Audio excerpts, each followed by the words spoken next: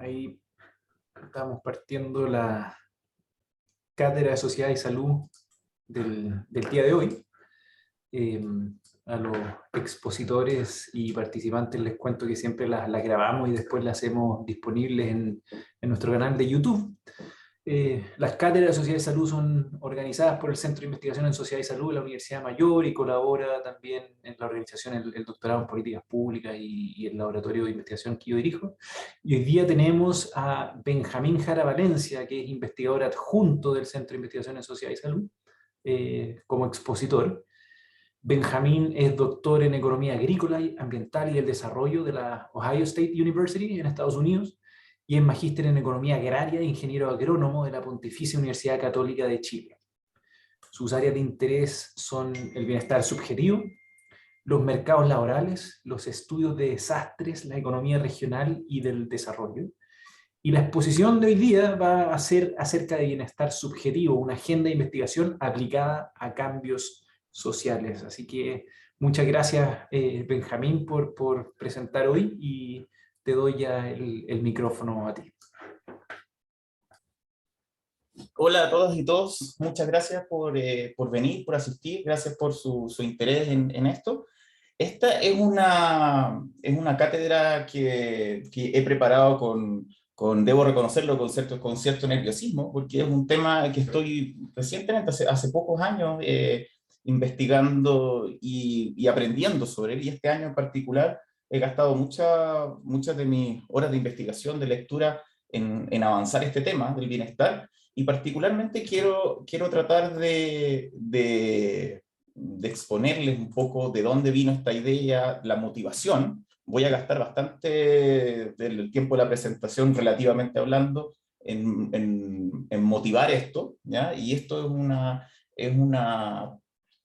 también es una especie de reconocimiento también a las personas que fueron parte de esta motivación.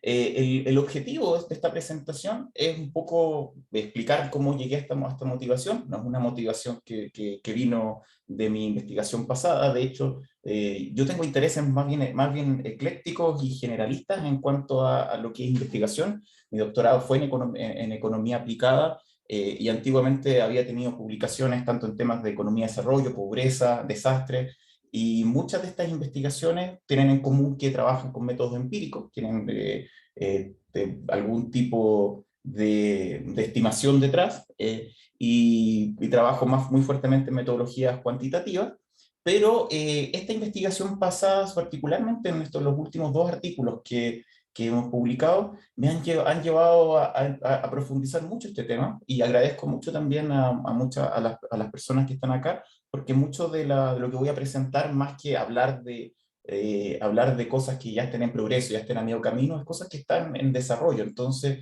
el feedback que yo pueda hacer en esta presentación para mí resulta muy, muy valioso.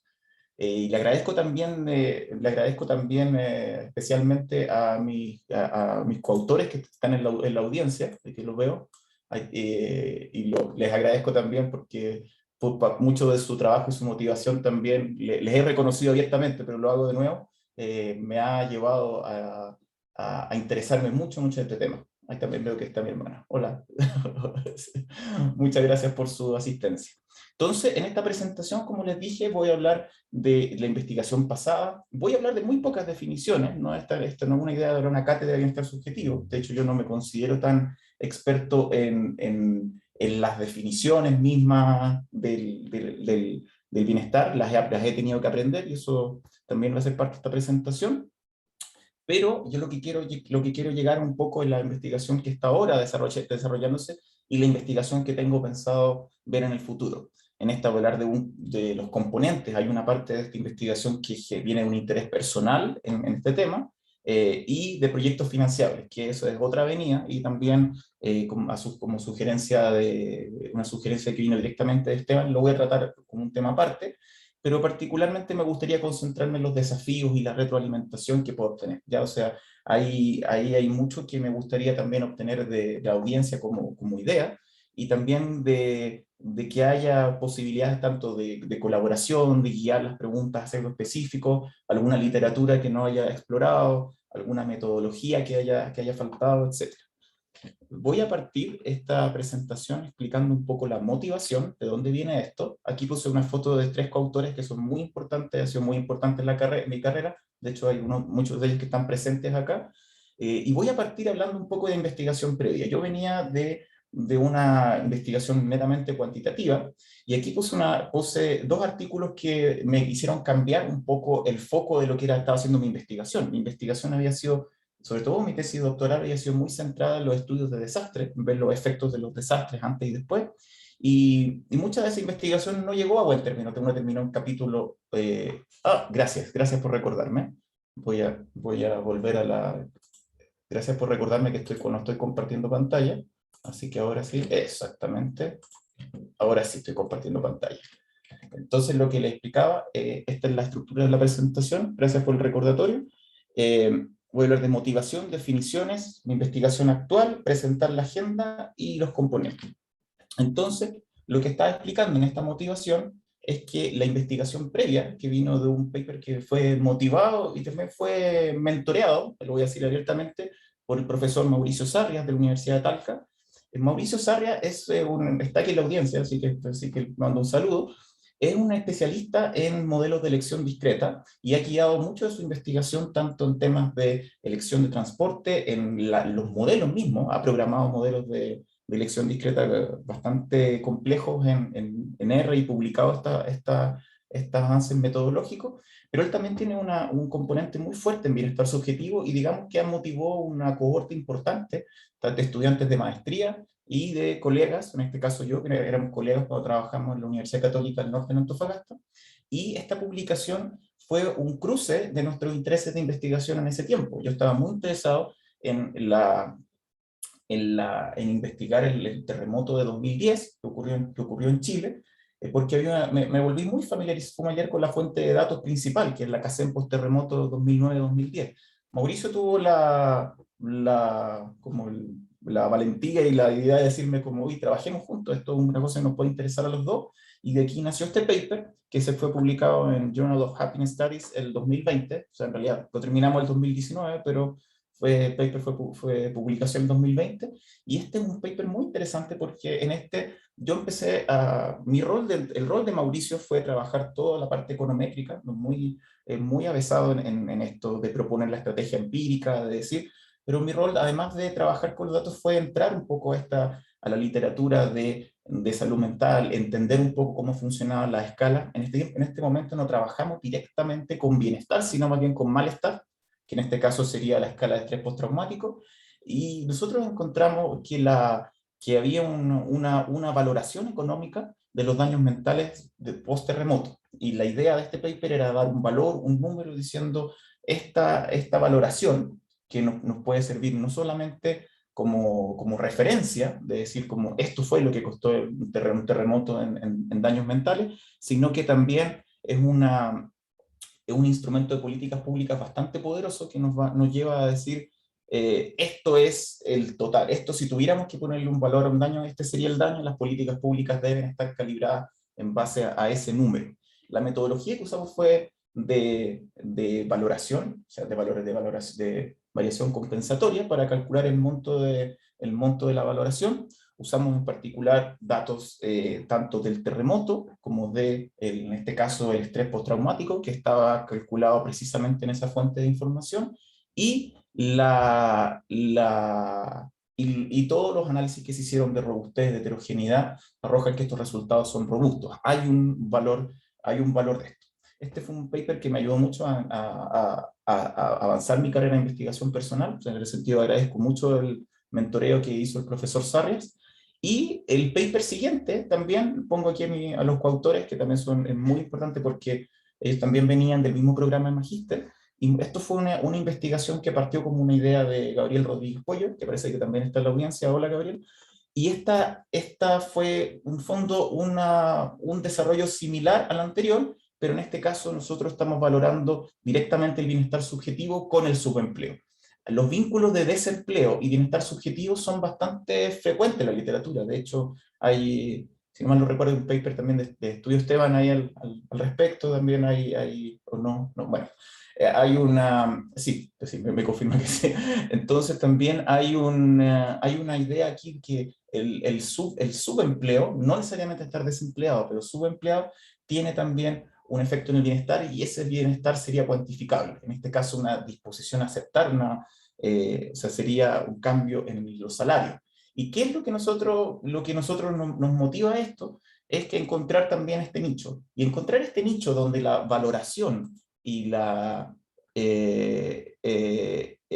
valoración y y en este caso, y el bienestar van por el mismo camino. Y esto es un poco lo que me ha motivado a seguir en esta agenda de investigación, porque por una parte yo ya venía un poco separado de la línea de investigar exclusivamente temas en economía y en economía de los desastres, porque es una investigación que si bien me sigue gustando y parte de esta agenda contiene eso, también me parece muy atractivo explorar nuevas cosas y explorar la literatura de bienestar subjetivo, explorar los métodos, las fuentes de datos, cómo las medidas se han validado y qué tipo de medidas capturamos, es una cosa que me ha llamado mucho la atención.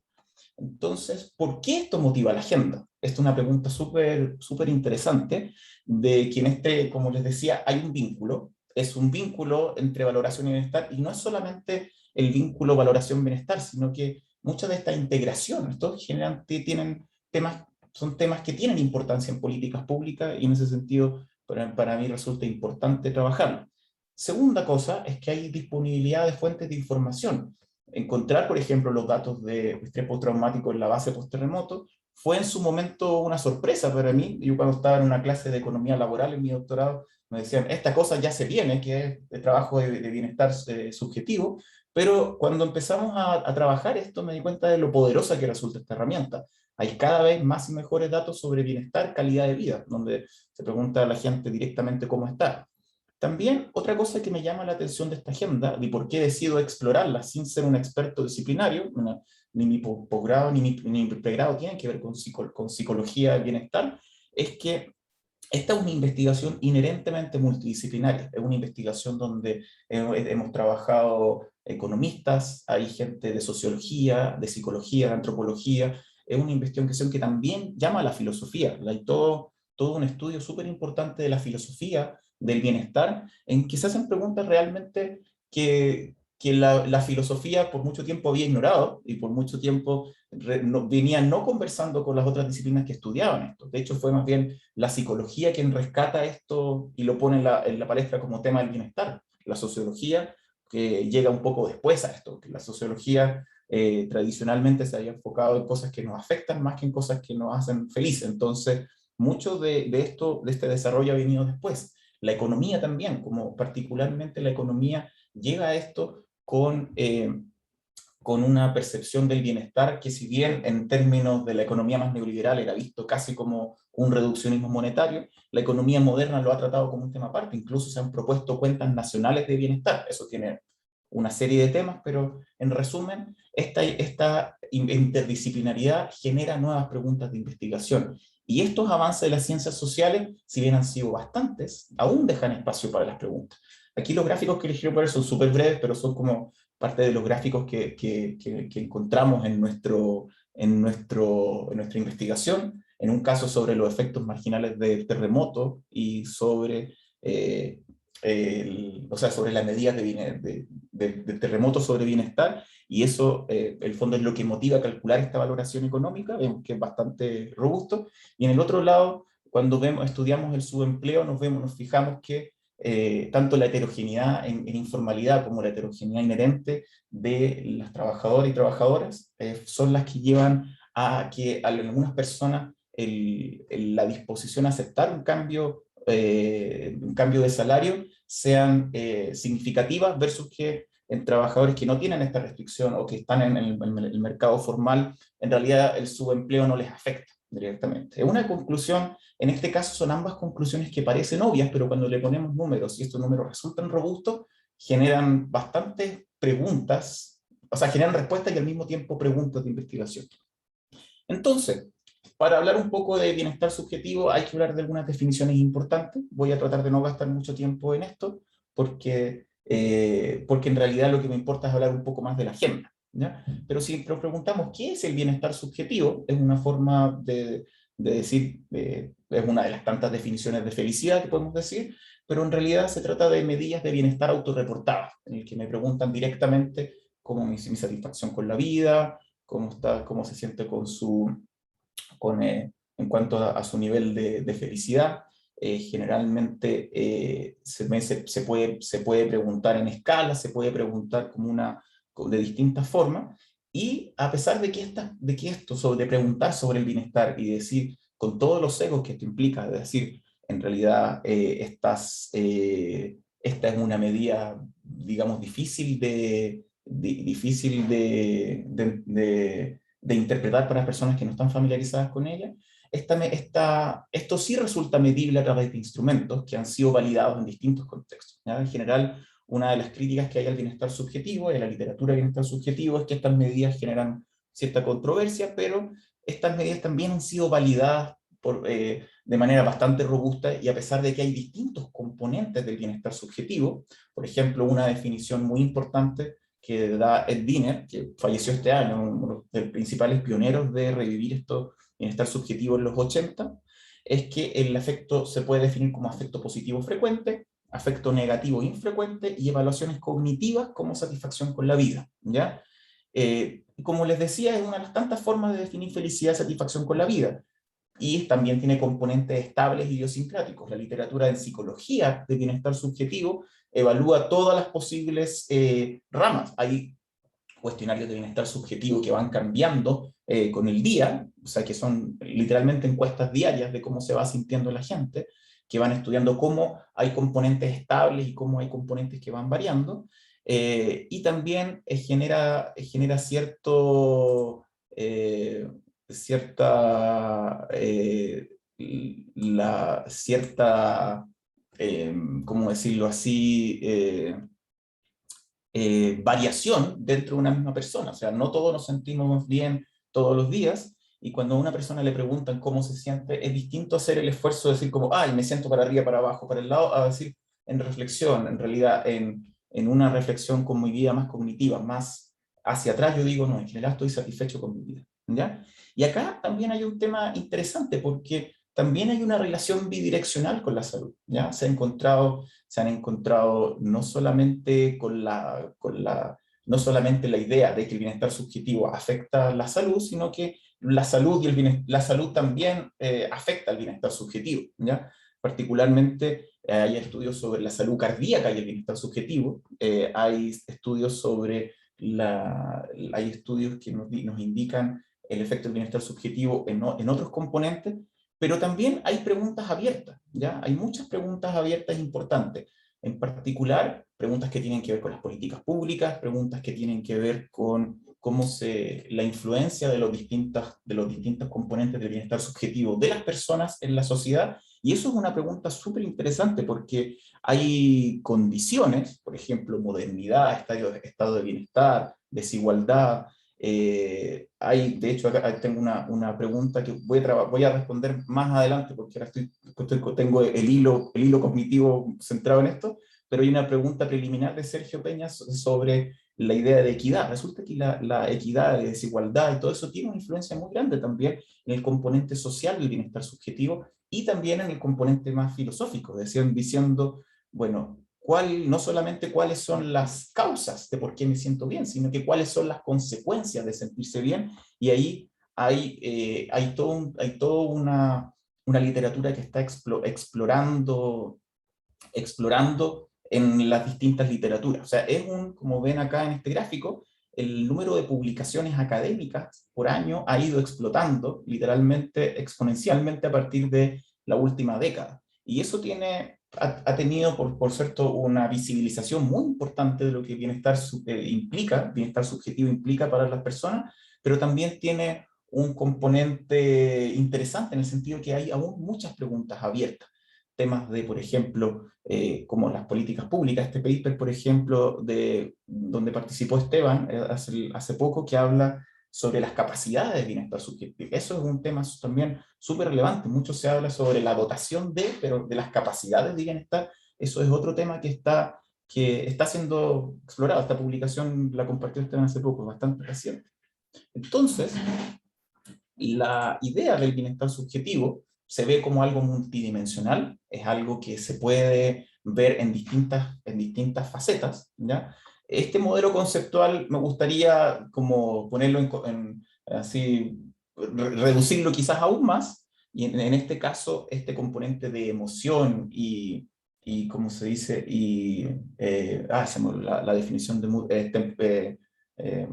y ánimo actual, o sea, ánimo contemporáneo, se dice que en realidad es el componente afectivo del bienestar subjetivo. Hay un componente afectivo de emociones positivas frecuentes y emociones negativas infrecuentes, y un componente, en este caso, la satisfacción con la vida, que es un componente cognitivo. Pero esto tiene ideas de situaciones específicas. Si yo te pongo una situación, por ejemplo, de desastre, que es una de las investigaciones que las que voy a hablar más adelante, mi modelo se cambia. O sea, yo estoy en una situación donde he vivido estrés físico, emocional, económico. Por ejemplo, voy a hablar del huracán María, que es una situación que generó un estrés social y político también muy importante, y eso cambia el rol de cada uno de estos componentes de bienestar subjetivo. Tengo la idea habitual de que yo me veo, me veo en retrospectiva y veo que cuando yo veo, soy capaz de ver cognitivamente o afectivamente mi vida hacia atrás, puedo hacer estas ideas, pero también hay ideas de estados momentarios, y eso también genera, o sea, yo hoy día tuve un mal día, no significa que voy a estar bien, pero tampoco a lo mejor si me hacen la pregunta, ¿usted está satisfecho con su vida? Yo probablemente voy a responder que sí, a pesar de que tuvo un mal día. Entonces también están esas ideas. Y aquí este es un cubo que sigue hacia atrás, y en este se habla mucho de ideas generales, pero también hay cosas específicas, y eso también complica un poco el modelo conceptual del que queremos hablar. ¿Ya? Y aquí quiero hablar de la investigación actual, particularmente con Gustavo Ahumada, que también estaba en la audiencia, parece. Hola, Gustavo. Y es una investigación que nos ha cambiado un poco la forma en que yo veía este tema. En los papers anteriores que yo hablé de los que hablé con Mauricio, Gabriel y Ariel, en esos papers, nosotros trabajábamos el bienestar subjetivo con una pregunta más bien directa, como un rol de mediación, pero era una pregunta mediando la valoración.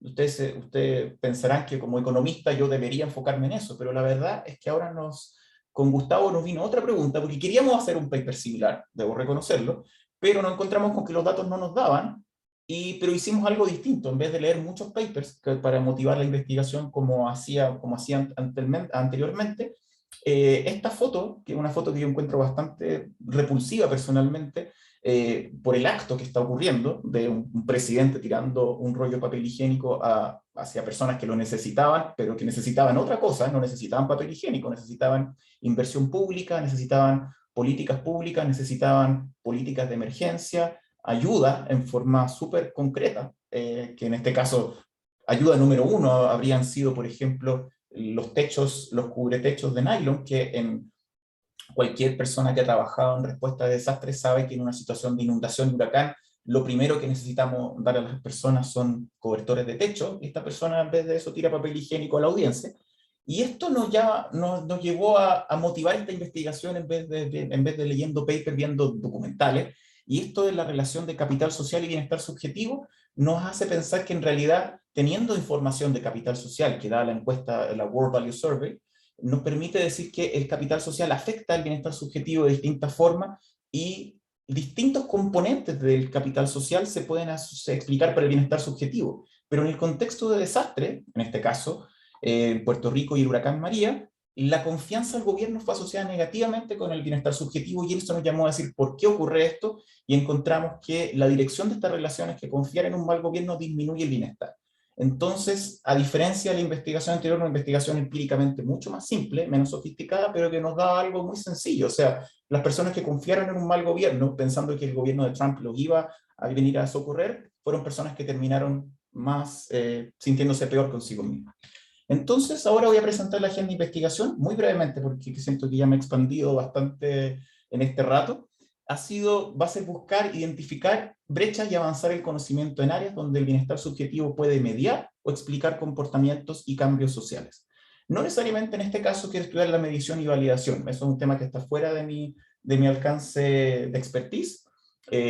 Los componentes estrictamente individuales tampoco estoy pensando en estudiar lo que determina al individuo, pero sí voy a hablar de componentes individuales más adelante, pero a mí más me interesan las relaciones sociales que eso. Más que los determinantes puros, me interesa cómo está la mediación de ese bienestar. Igual en la segunda parte de la agenda voy a hablar un poco de estas cosas, pero tratando de acercarme por otro lado. Posiblemente sí implique teoría, cruces con las ciencias sociales, buscar consolidar nuevas fuentes de datos y trabajar en comprender las relaciones causales. En este sentido, hay dos componentes grandes de la agenda que les voy a presentar de manera lo más concisa posible.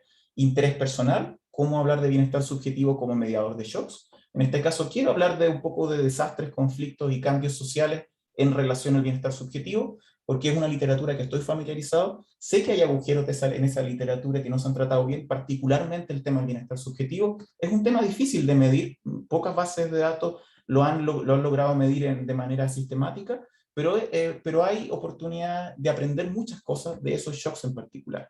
Y lo otro, que quiero hablar de proyectos financiables, pensando en un proyecto que sea presentable a un grant, que a diferencia de lo anterior no tiene tanto interés científico para mí, sino que tendría más interés científico para el resto del mundo, serían las trayectorias de bienestar subjetivo en adultos mayores y comparación entre países. En este lado de la literatura sí hay bastante investigado, de hecho Esteban también tiene bastante investigación en esto, hay investigación de este tema en adultos mayores muy reciente, particularmente de todo el equipo con el que estaba rodeado Ed Diener. O sea, no es una área de investigación que esté vacía, pero sí una área de investigación donde hay mucho debate, muchas preguntas y todavía queda mucho por aprender. Entonces, interés personal, yo quiero aquí hacer como mediador de cambios, en este caso SW, la Subjective Wellbeing, si no entienden en las siguientes diapos es eso.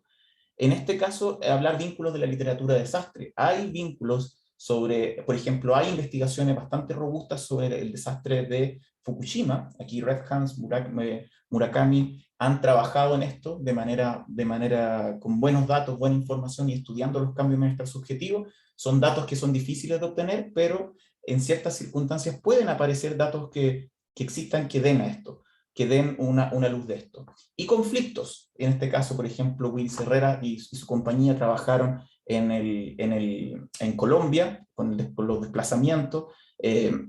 Hay trabajos con refugiados de Siria, etc.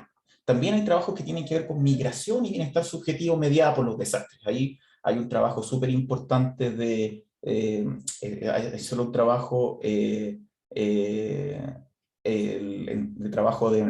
Li Feng, que trabajan con migrantes chinos desplazados, etc.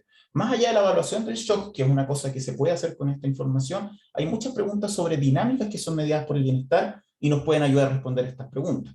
Por ejemplo, hay una idea de investigación que me tiene muy interesado, que actualmente hay avances, que por ejemplo es cambios intergeneracionales de bienestar subjetivo ante conflictos pasados. Hay algunas literaturas sobre la Segunda Guerra, pero a mí me interesa conflictos más recientes. Bueno, hay uno de Corea, una idea de Corea, por ejemplo, que no es tan reciente, pero existen datos de adultos mayores que permitirían ver esto. En la ex Yugoslavia hay unos 2 o 3 papers muy interesantes en eso, que se pueden trabajar. Hay papers sobre los refugiados sirios que están siendo estudiados con datos primarios, que me encantaría acceder a esa información, pero información que además es muy sensible obtener. A nadie le gusta que le pregunten, estando en una situación de conflicto, cómo se siente, cómo está, porque la respuesta es obvia y improcedente en muchos tiempos, pero hay fuentes de datos públicos que permitirían avanzar en esta área. Hay fuentes tentativas en Close and Share que podemos tratar de explorar, de los datos que usamos de envejecimiento. También hay investigación empírica en bienestar subjetivo en conflictos sociales, que aún tiene muchas preguntas abiertas. Me encantaría darle una mirada, por ejemplo, a la ELSUS, que es una encuesta longitudinal que incluye preguntas de bienestar y cohesión social que ha hecho el COES, que me gustaría darle una mirada. Pero metodológicamente el desafío que yo quiero acá y estar atento es buscar fuentes donde observo una variación exógena, que es un poco lo que yo he hecho en mi trabajo con desastres, o una relación teórica empírica que permita entender el cambio en uno o más puntos del tiempo. Y eso es lo que quiero llegar con esta idea.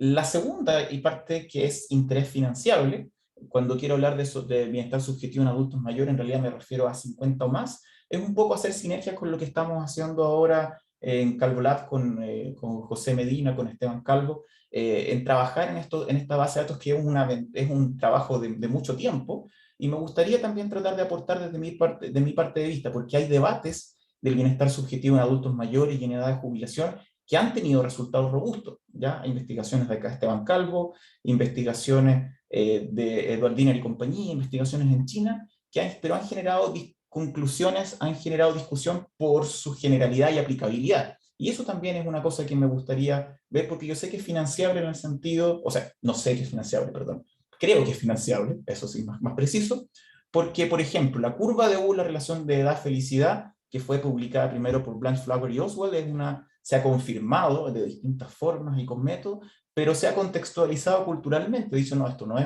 es válido para todas las ideas, pero sí es algo que en otros casos se ha contextualizado y se ha debatido ampliamente en la literatura. Hay respuestas que van, contrarrespuestas que vienen, contrarrespuestas que vuelven, y en este sentido, yo creo que la investigación empírica puede ayudar bastante, ya sea aplicando métodos más robustos o bien ayudando a una explicación teórica que brinde estructura a estas relaciones de bienestar. Eso es un trabajo difícil, porque si bien se ha mencionado mucho que en bienestar subjetivo a nivel empírico se ha trabajado a nivel de caja negra, incluso con métodos muy robustos, métodos experimentales, datos longitudinales, datos de alta frecuencia, aún así las relaciones de causalidad que no están claras o no están estructuradas, puede ser que complique su uso en políticas públicas. De repente podemos recomendar una política pública diciendo, suponiendo que el bienestar subjetivo, en este caso, a lo mejor el cambio de bienestar subjetivo que encontramos en los papers anteriores se debía a una relación que no estamos entendiendo, y al promover el bienestar subjetivo con una política ciega,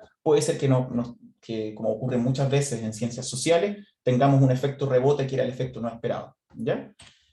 También la propuesta de investigación en este caso sería iniciar la armonización de datos de bienestar subjetivo en las actuales bases de Gate to Aging, permitiendo una comparación longitudinal o de corte transversal en su defecto, pero teniendo énfasis en estos debates de la literatura. ¿Cómo podemos mejorar esta explicación? ¿Qué cosas nos hacen sentido y qué cosas no hacen sentido? Y metodológicamente, la idea sería buscar fuentes de datos comparables, y en particular hay información de bienestar subjetivo en muchas de las encuestas que se usan para los estudios de envejecimiento, y muchos de estos datos ya están trabajados acá, y sería en el fondo un aporte de mi parte tratar de armonizar información que aún no ha sido trabajada para estos casos.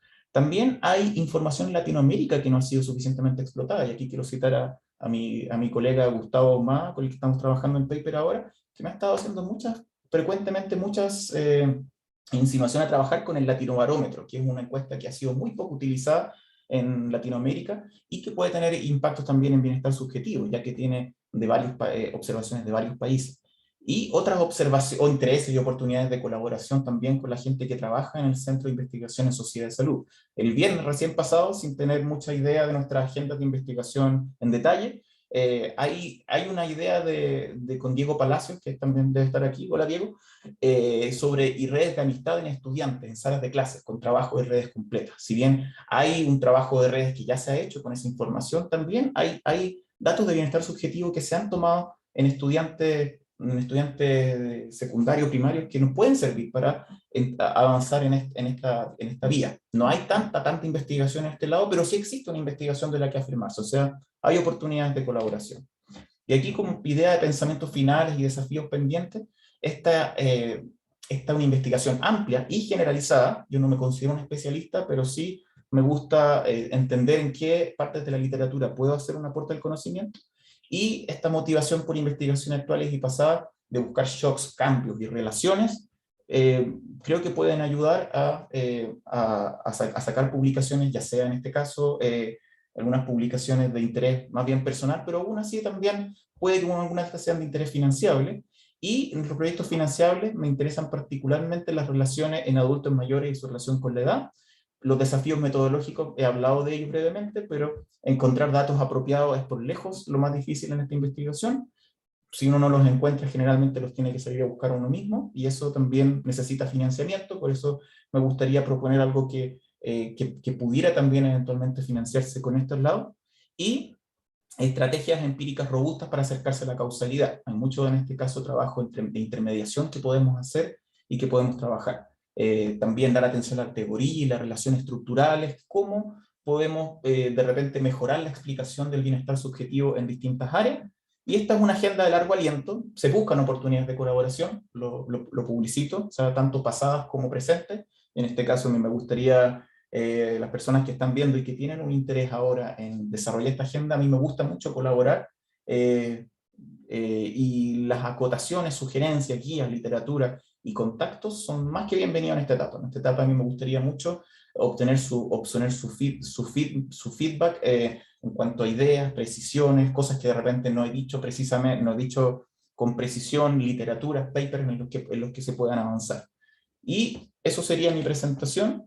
Muchas gracias por su atención y su tiempo. Bienvenido a las preguntas. A, a leer y releer las dos preguntas que me han llegado, pero quedo atento a sus preguntas o comentarios, particularmente comentarios e ideas. Estoy muy receptivo a ellas. Muchas gracias por su tiempo. Gracias, Benjamín. Y hay dos preguntas ahí en el chat. La primera de Sergio Peña pregunta: ¿has considerado la determinación de equidad desde el punto de vista filosófico para el bienestar de los sujetos? Lo pregunto porque hoy se suele hablar de equidad o inequidad como supuesto de no bienestar o bienestar, según el caso, pero no se define ni filosóficamente ni de otras maneras lo que es el bienestar. Te lo digo porque si conversas sobre un problema como el del cambio climático con las personas, terminas escuchando quejas sobre la inequidad en su versión de igualdad u otra. Disculpa lo largo de la pregunta, en todo caso hice relación con el pensamiento de Rawls y Sen y posteriores. Gracias. Gracias por tu pregunta, Sergio. Hablé brevemente de la filosofía, de la filosofía del bienestar, y si bien mi título dice doctor en filosofía, debo reconocer que en particular la filosofía me empezó a gustar mucho después de que tuve clases de filosofía de la ciencia en el magíster y mucho después de que saqué mi doctorado. Pero en precisamente la idea de bienestar, que de hecho la idea de bienestar filosófica, que parte de Aristóteles como el ser una persona íntegra y todo lo que implicaba ser, es una cosa que se ha venido trabajando recientemente, y particularmente las distintas definiciones de bienestar ha sido donde la filosofía ha entrado al debate. Y de hecho hay mucha investigación, a literatura súper amplia en la filosofía. No puedo darte el expertise claro, pero en el libro, hay un libro que tengo acá a mano, que es sobre la ciencia del bienestar subjetivo, así se llama, así, The Science of, no se lee nada, bueno, The Science of Subjective Wellbeing, que es un libro que está editado en particular por gente como está por Aid y Larsen, pero este libro tiene un capítulo, el primer capítulo, de hecho, es sobre la filosofía y la ciencia del bienestar subjetivo. Y aquí habla no solamente de la tranquilidad, el autorreport y el virtue, o sea, la idea de la virtud, sino que también hay mucho de ética y política detrás de esto. Entonces, cuando tú me dices si hay definiciones de equidad que calzan con esto y nos dan una idea de bienestar, esa es una pregunta, de hecho, que está tratando de responder la filosofía. Y particularmente es una de las preguntas como que yo por lo menos no he podido explorar tanto, pero que genera preguntas súper interesantes, como ¿qué pasa si nuestras definiciones de bienestar son antagónicas? ¿Qué pasa con eso en nuestra relación social? Y esto también es una cosa que viene con la sociología del bienestar subjetivo, de que el constructo social que define el bienestar puede realmente ser algo que la sociedad como un todo no desea. Es una cosa que genera muchas complicaciones, y yo agradezco tu pregunta porque es una de las cosas que he estado tratando de mentalizarme para entender. Y yo creo que este capítulo del libro, del Science of Subjective Wellbeing, el autor, disculpe que me vaya el texto más de una vez, el autor es Daniel M. Habron, escribe Hayrbron, y el autor Habron, el fondo, deja abierta la puerta a que la investigación en filosofía se acerque a estos temas, y se acerque particularmente a los temas como del yo, como en este caso sería, por ejemplo, la versión aristoteliana de la virtud, versus a temas que son sociales y son mucho más complicados.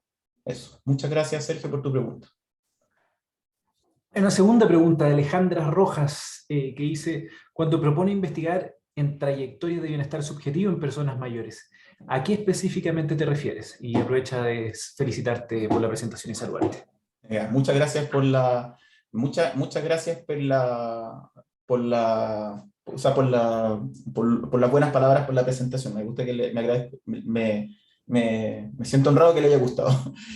Cuando propongo investigar es bastante sencillo. Hay toda una línea de investigación que está muy fuerte aquí en el Centro de Investigación de Sociedad y Salud sobre envejecimiento, particularmente en adultos mayores de 50 años, ¿ya?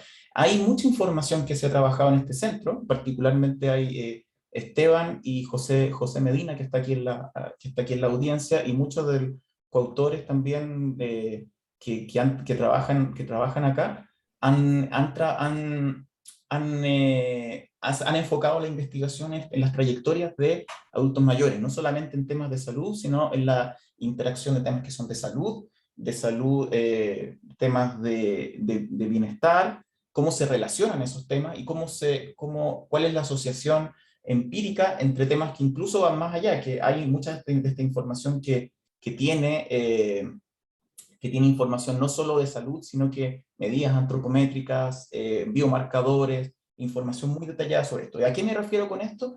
Es en particular investigar en la última parte de la edad, las personas de 50 o más, esta paradoja que se observa en la literatura de que el bienestar subjetivo tiene una trayectoria NU. Y esa trayectoria en particular es muy controversial. O sea, nosotros vemos esta idea en la literatura como algo muy contraintuitivo y que le genera ruido a mucha gente, de que si controlamos por absolutamente todo, la edad con el bienestar subjetivo, la satisfacción con la vida va subiendo con la edad. Y eso puede ser cierto, pero la pregunta de cómo ocurre, de por qué ocurre, de quién está mediando eso, hemos controlado por todos los factores, hemos propuesto la estructura teórica apropiada, es una política pública que queramos seguir, son cosas que todavía no conocemos. De hecho, el debate en la literatura ahora está primero entrando a las asociaciones, está difícilmente, a pesar de que los economistas solemos ser cuando usamos métodos robustos, solemos ser muy grandilocuentes con nuestras conclusiones, muchos de esos métodos han sido cuestionados por las otras ciencias sociales, o incluso por los economistas que han propuesto estas ideas, han tenido que salir a responder, y yo me refiero en particular a eso, adultos mayores de 50 años, pero enfocado en cómo está esa trayectoria de bienestar subjetivo, en particular. Eso, espero que haya respondido la pregunta. Muchas gracias. Gustavo ahí comparte en el chat una buena referencia sobre bienestar, la filosofía para la ciencia del bienestar subjetivo. Si la puedo compartir después, Sergio, por mensaje, si es que no tiene acceso ahí al chat. Sí, es de Anna Alexandrova. De hecho, Anna Alexandrova es una de las coautoras más importantes de Mark Fabian, que es la persona que citamos con el tema de la caja negra. Los círculos de bienestar subjetivo no son muy amplios, parece, en cuanto a investigación publicada. Muchas gracias por su pregunta. Por el foro de preguntas y respuestas también, Teresita Rocha pregunta si has utilizado metodologías cualitativas para medir la subjetividad sobre el bienestar. No, nunca la he usado, pero me encantaría usarla. De hecho, el otro día que estábamos conversando, Teresita tiene una investigación muy activa y muy fuerte con migrantes, y el otro día me estaban así brillando un poco los ojos cuando me contaba que mucho de su investigación usa escalas de depresión para trabajar en la investigación cualitativa. La respuesta es no, nunca he investigado cualitativamente, pero me pican las manos por tratar de entrar sobre todo a métodos mixtos, que no tengo tanto expertise para trabajar cualitativamente, pero sí estoy muy interesado en aprender de métodos mixtos. Hemos estado siguiendo muy de cerca a un cientista político que es muy famoso en Twitter, que se llama Raúl Pacheco Vega, que él es así como es de las personas que le da mucho a los métodos mixtos, y me está dando varias ideas de cómo se podría colaborar en ese asunto. Así que si quieres conversar de eso con un café, Teresita, encantado, pero la respuesta es no, no lo he hecho yo. He revisado estudios cualitativos sobre bienestar subjetivo, sí, pero está un poco fuera de mi área de expertise entenderlo para investigarlo, pero si quieres entrar a métodos mixtos, de allá somos. Encantado. Muchas gracias por tu pregunta. Mauricio Sarrias te saluda y felicita la presentación, y también dice que un tema importante en la literatura es el set point theory, es decir, que el bienestar subjetivo puede cambiar ante shocks, pero vuelve a su nivel inicial. Y pregunta si tienes pensado tocar este tema en tu investigación, sobre todo pensando que quieres analizar a individuos mayores. Sí, gracias por tu pregunta, Mauricio, y también por toda también ¿cómo se dice? Y también por haber venido. Mauricio fue un mentor muy importante de toda esta investigación. La respuesta es que sí, estoy familiarizado con el set point en bienestar subjetivo. De hecho, justo hace muy poco estuve revisando un paper, se me perdió la referencia, pero estuve revisando la referencia del set point. Y yo estoy de acuerdo con que esta idea que tú, de hecho, Mauricio había explorado esta idea y es muy prevalente en salud subjetiva y en salud en general, en economía de la salud. Me interesaría revisarla y me interesaría particularmente por el tema de los shocks, porque si bien nosotros alguna vez exploramos la idea de investigar el set point con shock más grande, es una idea que empíricamente resulta testeable incluso con datos de corte transversal. Y eso fue una de las ideas que Mauricio propuso hace un par de años cuando estábamos explorando nuevas ideas de investigación. Y una de las cosas que puede salir de esto sería, particularmente en datos agregados, que a lo mejor en ver cómo van cambiando estos set points. Y eso yo creo que sería parte puede ser parte tanto de la agenda de investigación para el lado de los shocks, como para el estudio en adultos mayores. Yo creo que hay que refinar eso exactamente en qué contexto y con qué metodología lo voy a usar. No se me había ocurrido usarlo, así que gracias por la sugerencia. Gracias por la sugerencia y me gustaría explorarlo porque creo que ese set point puede mediar algunas de las relaciones de las que estamos hablando y es menos intensivo en datos de lo que puede ser que no necesita necesariamente un panel, un estudio longitudinal para realizarse. Así que gracias por tu pregunta, porque sí, me interesa y me interesa que deberíamos conversarlo en privado como para tomar esa investigación. Gracias, Mauricio. Después Gustavo Ahumada pregunta, dice, indicas que uno de los tópicos de investigación es la relación entre edad y bienestar subjetivo en rangos etarios mayores, población adulta. ¿Estarías dejando de lado el efecto de cohorte en la relación en forma de U en bienestar subjetivo y edad? No, de hecho yo creo el efecto que se encuentra es particularmente robusto Blatchenflower y Oswald lo defienden bastante porque consideran ese efecto de corte. Si mal no recuerdo, Esteban, me puedes recordar, es exactamente el poner el efecto de corte, controlar por absolutamente todo y cuando queda la pura edad queda esta curva de U. O sea, básicamente, claro, ellos lo que dicen es que eh, esta U incluso es tan pervasiva que no solamente se muestra en todos los países, sino que hasta en monos. Por ahí les voy a buscar Sí, llegan a decir que hay una razón biológica para que sí. básicamente la felicidad parte alta y la salud mental en general alta en la infancia se va deteriorando después de la juventud hasta que agarra su parte más baja en la mitad de la vida y después retoma de nuevo con la vejez. Pero eso es cuando controlan por todo en el fondo y la crítica es que sobrecontrolan y son modelos que abren como correlaciones espurias por sobrecontrol. Sí, y precisamente la pregunta de Gustavo también se da mucho y esto Gustavo no lo puso explícitamente, pero también tiene que ver con la idea de la mediación, de la idea de mediación, análisis de mediación por causalidad, es una cosa que estuvimos discutiendo el último tiempo, y la respuesta es que no sé exactamente qué usar ahora, porque de verdad todavía no llego al punto de investigar, es decir, me voy a usar esto, voy a tomar este enfoque.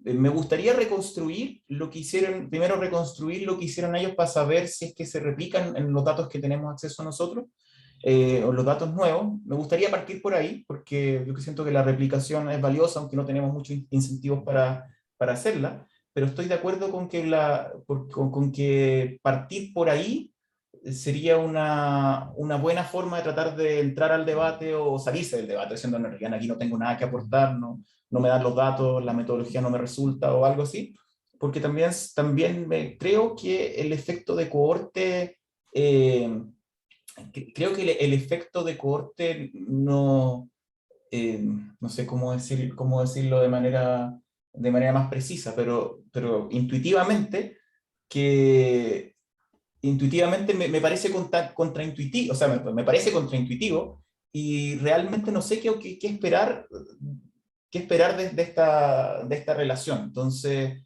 sí, la respuesta es que no lo he pensado realmente y me gustaría explorarlo, y, y sobre todo me gustaría tratar de primero replicar, porque ahí todavía no entiendo exactamente cómo podemos refutar las teorías en el debate y con los datos que tenemos si es que da. Eso, muchas gracias, Gustavo. Perfecto. Yo creo que ya estamos acercándonos a la hora. No sé si hay algún comentario final que quieras hacer, si no, ya vamos a ir cerrando. Mira, ahí está ahí está el paper en monos. Ahí está. También es de Oswald es el último autor, creo. el Es el último, publicado por ti. sí, Oswald es el último autor. No, Sí. está súper interesante. Voy a leerlo, porque además del 2012, o sea, ya he tenido harto tiempo ahí para Sí, madurar este y paper. sacó mucha roncha en toda la comunidad de psicólogos, que ya encontrarás que está. La gente que hace más epidemiología causal, también este fue un paper que fue tomado como, o sea, este tema, como ¿Ya? de la curva de U, como un ejemplo de cómo las tradiciones disciplinarias a veces te llevan a controlar por cosas que al final lo que hacen es terminar secando tus estimadores más que limpiándolos. Sí, y sí, nosotros en economía tenemos mucho de eso, y en general hemos aprendido este tiempo a sacarnos esa mochila metodológica. No, solo quiero agradecer a la audiencia que vino, las preguntas que hicieron, muchas gracias por todo el interés. Espero conversar individualmente con las personas aquí que asistieron y que tienen idea de investigación. Un agradecimiento muy especial a los coautores, a Mauricio, Gabriel, Mauricio, Gabriel, Gustavo y a mi hermana Valentina que está ahí. Hola, José. Y eso, y también muchas gracias a los colegas del CIS y las colegas del CIS. Voy a estar, después de esta presentación, creo que voy a dar una ronda para invitar a colaboración. Yo ya, ya lo hice con Diego y creo que de ahí puede ser muy fructífero. Me encantaría conversar con quienes tengan algún interés en estos temas, porque me he estado interesando bastante expandir la colaboración en este tópico. Así que muchas gracias por su atención. Buenísimo. Bueno, muchas gracias, Benjamín. Estuvo muy buena la presentación, así que junto con agradecerte, quiero dejarlos invitados a la siguiente cátedra que va a ser el 15 de diciembre, a la misma hora de siempre, a las 2:30. Esa vez me toca exponer a mí. Yo no exponía hace como 2 años, 3 años, fue el 2019, creo que expuse la última vez en estas cátedras. Y el tema va a ser Tomar hasta morir, es el título, que es la pandemia invisible del consumo de alcohol en personas mayores. Ese va a ser el tema. Y antes de despedirme les dejo aquí un link también que pueden hacerle clic para entender esto de por qué sobre controlar puede generar sesgos en las estimaciones, que esto es como la típica aproximación de la epidemiología causal. Así que muchas gracias, Benjamín, y si estás en la oficina, los que estén acá, aprovechemos a conversar, no sé si estás en la casa, pero ahí No seguiremos conversando. estoy Ya, en la casa, pero ya, conversaremos ahora. ya, perfecto, listo, que estén todos muy bien, que tengan un buen día. Gracias. Chao. Chao.